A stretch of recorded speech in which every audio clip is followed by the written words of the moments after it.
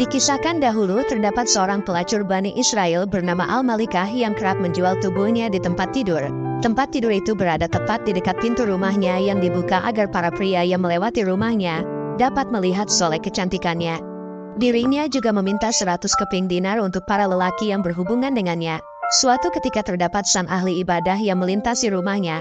Pria tersebut tanpa sengaja memandang tubuh cantik sang pelacur dan membuat syahwat pria tersebut bangkit. Dirinya memohon kepada Allah untuk dapat menghilangkan syahwat yang bergejolak di dalam dirinya.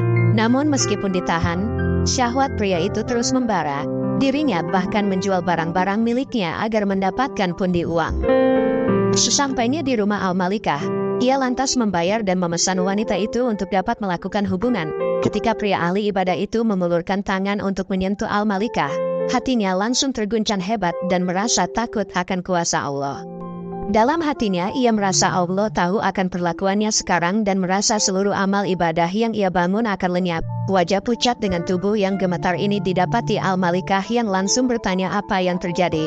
Pria sang ahli ibadah itu menyatakan takut kepada Allah dan tidak berani untuk melakukannya. Seraya ia keluar ruangan itu dan bertobat.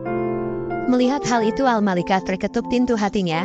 Ia termenung dan memikirkan pria tersebut yang melakukan dosa untuk pertama kalinya, namun diurungkan karena sangat takut akan kuasa Allah. Dirinya merasa seharusnya ia juga memiliki rasa takut yang lebih besar kepada Allah atas perbuatan yang ia lakukan selama ini. Sejak saat itu ia memutuskan untuk berhenti dan bertobat. Dirinya kemudian pergi untuk mencari pria yang telah menyadarkannya. Dengan bekal yang ia bawa, Al-Malikah berkelana untuk mencari kediaman sang pria ahli ibadah tersebut. Setelah menemukan kediamannya, betapa terkejutnya sang pria saat bertemu Al-Malikah kembali. Saking terkejutnya ia hingga meninggal pada saat itu juga. Setelah kejadian tersebut, sang wanita cantik itu merenung bahwa ia datang jauh untuk berbuat kebaikan yang dapat membantunya menuju kebenaran. Al-Malikah pun bertanya kepada warga sekitar, apakah pria yang meninggal itu memiliki keluarga yang membutuhkan istri? Para penduduk desa pun menjawab bahwa pria tersebut memiliki saudara yang saleh namun tidak memiliki harta. Al-Malikah tidak keberatan jika seseorang tersebut tidak memiliki harta karena ia memiliki beberapa harta yang cukup untuk keduanya. Hingga pada akhirnya Al-Malikah menikah dengan pria soleh yang miskin.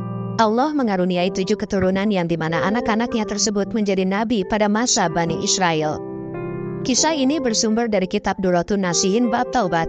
Dalam kitab ini diutus para nabi kepada kaum Bani Israel dari rahim Al-Malikah.